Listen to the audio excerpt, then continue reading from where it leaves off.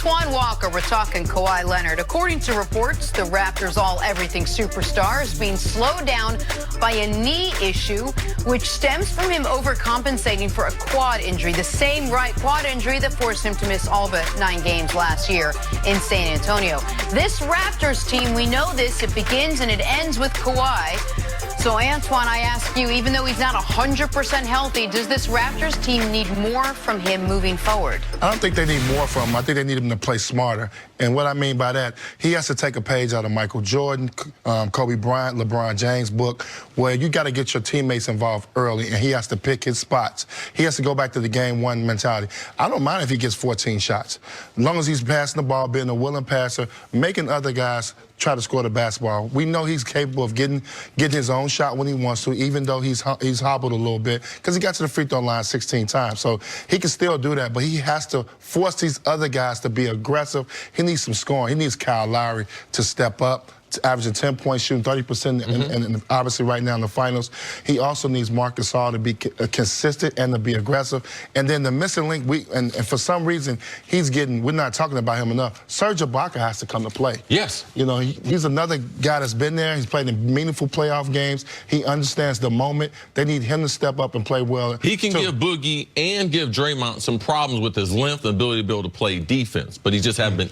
Can he be consistent? But I like what Kawhi's at offensively. Obviously, you would like to shoot a better field goal percentage, but he's getting to the free throw line. I think he just has to pick his spots. If the game is going smooth and, you know, it's a 2-4 point game, he doesn't have to force it, take on the double teams. He can still be a willing passer, make sure guys get shots and keep them involved, and get himself prepared for the fourth quarter where he can take over a game. I think, you know, game 2, he had to force it because they struggled so much to score the basketball in that second half, so he forced it a lot. But he still can be a willing passer and still be able to get his shots, especially if Klay ends up not playing. With all the shooters that we have in the NBA, very seldom do we ever see teams double team, especially perimeter players, and force the ball out of hand. All these players, KD struggled a little bit with it. He's 7 foot, so he can pass over it. Steph struggles all the time. Kawhi has struggled with it. From a basketball standpoint, with Kawhi getting double teamed, give me something else that he can do where he can be more aggressive. Because, man, it seems like he's backing away from the double team. Do you think he should be doing something else? I think he should take the ball out of his hands and post up. Okay. And really try to post up to about the 15-foot area where he's got a shorter, he can get to the basket, open up, shoot his 15-foot jump shot. We haven't seen him do a lot of that. His fade away. He's got a great mid-range game. Get to your mid-range game, especially if you hobbled a little bit. It's going to be very difficult for him because he doesn't go fast to split the double team. They do a good job of corralling, especially when it's Draymond Green, and he's got great hands. So he's got to do more posting up. And this is the thing. Nick Nurse is supposed to be the offensive guru. That's what they hired him for. He has to figure that out because you're putting a lot of pressure on Kawhi to ask him to bring it up, walk it up 94 feet, and then try to make a play. And I would argue Kawhi needs, on Nick Nurse's side of it, get him some easy buckets out of the timeout. Like, how many times in these finals, I know it's only been 2 games, but does Kawhi has he cut back door and just got an easy layup or a dunk? Like, well, when you get into the playoffs, Nick, we know all the sets. You can't come up with no new play we don't know. Help side defense is so much better. So many guys are far more engaged in the defense. That's why the struggle in the playoffs becomes real, because the other team is far more familiar with you than any other time during the season. But the only easy looks Kawhi's getting is from the free throw line. And fortunately, he has been spectacular from the line. He was 10 of 12 in the first game. He was 16 of 16 in the second game. So he's 26 of 28 from the line because he only made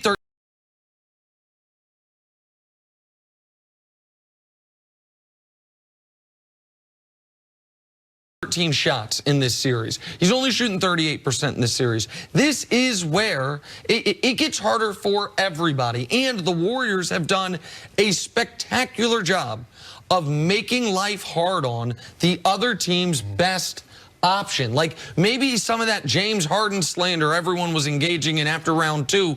After we see what happened to Damian Lillard, let's see what happens in these finals to Kawhi Leonard. We might realize, hey, the Warriors, their coaching staff, their players, the experience, Iggy and Draymond and Klay and that length, they can make life hard on the great players in this league. Don't you think Game 3 could be a good opportunity to get the rest of the Raptors involved? You knew that the Warriors are going to be shorthanded, most likely. This could be a good time to get the guys that weren't shooting well, give them a little confidence, maybe take a couple minutes for Kawhi where he'd be desperately out there? Because you know this is going to be the only not break, but game where they're not going to be at full strength. Yeah, it becomes very, very important, especially that they're backcourt. You talked about putting Kawhi off the ball. If I'm Nick Nurse, I'm not having Kawhi bring the ball up anymore. Kawhi is a great one-on-one player, but they're not. The Warriors are not going to let you play one-on-one basketball, i.e. Houston, James Harden, the point guard, take the ball out of his hand, all right, i.e. Portland, take the ball out of Damian Lillard's hand, 4-0 sweep. Kawhi is not a point guard, but because Kyle Lowry is struggling, like we need to bring him up. Part of his struggle has really led to Kawhi being able to struggle because Kyle Lowry should be playing 40 minutes a game. He should be scoring about 18 to 20 points a game. He's not doing those things, making a lot of stupid fouls. So if he's able to bring the ball up, him and Van Vliet, if they're able to bring the ball up, Kawhi can get his mid-range. He can start on the baseline. But if they don't play well, Kawhi Leonard's play will be affected because he shouldn't have to bring the ball up the court at 6'7" because they are not going to let you play one-on-one basketball, and you have to give a lot of credit to the Golden State Warriors. Since the playoffs, they're playing the elite defense that had them in the finals, all right? And this is the worst defensive team that they've had in 5 years, but in the playoffs, they're playing type of defense that win you a championship. And I'll add to that, the formula to win was game one. If you really think of 5 guys in double figures, they moved the ball. I thought Kawhi made great plays late, even though he didn't have a great offensive game, but he made some plays late in that game. And then also you got to figure out how can I get these other guys open shots because they can't get their own shot. Danny Green can't get his own shot. No. That's where you got to count on Kyle Lowry, who's supposed to be your starting point guard, maybe putting him in the pick and roll and you creating and trying to get those guys a shot. So this got to mix up the offense and putting too much pressure on a guy we don't know. They're saying he's hurt a little bit on Kawhi Leonard to do so much on the offensive end. And listen, obviously the Warriors, or the Raptors need, in order to beat the two-time defending champs, they need their second, third, fourth, and fifth best players, at least 3 of those guys in each game, to have a good game, any game they're going to win. But the biggest reason some people were picking the Raptors in this series, I think the biggest reason you guys picked the Raptors in this series was Kawhi Leonard was coming off back-to-back masterpieces in 7 games against Philly and 6 games against Milwaukee. Against Philly, 35, 10, and 4 and over 50% and great defense. Against Milwaukee, 30, 10, and 4 with elite, best since I've seen since Scottie Pippen perimeter defense. In the finals thus far, it's 29-10-4, 38%, and the defensive impact, because there isn't a Giannis to take out of the game, hasn't been felt as much. If the Raptors are going to win this series, barring more Warriors just falling victim to injury, there aren't that many left. Right. They need Kawhi, who has a chance to steal the mantle as the best player alive, to play like it over these next 5 games. Like, that is the Raptors' clearest path. We know he can do it because we saw him do it in the previous 2 rounds. He needs to do it in the NBA Finals. All right, good stuff. Antoine, we'll see you a little bit later on in the show. Coming up, hey, is it Super Bowl or bust for one Patrick Mahomes? That's next on First Things First.